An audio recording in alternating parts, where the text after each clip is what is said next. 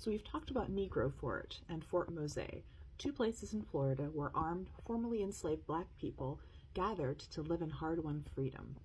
If you haven't watched those, go back and look, then come right back here and learn about how this phenomenon shook out in Brazil with the maroon town of Palmares. So Palmares was a quilombo.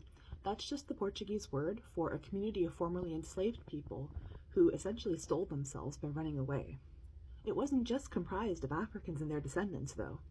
Often, quilombos attracted native people and people from other marginalized groups running away from the violence of empire.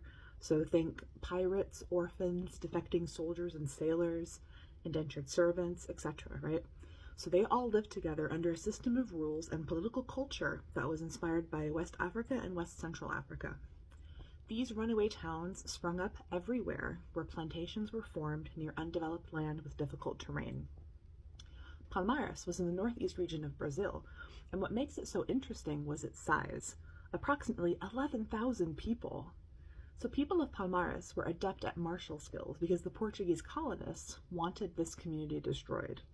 Africans who were free and cooperating with indigenous people and others harmed by empire was a threat to the enslaving way of life. This is a pattern you're going to see often in history, so pay attention. Those with money and power don't want to see marginalized people cooperating, living together, and forming families together. Quite frankly, because when we're together, we defend each other and we're stronger.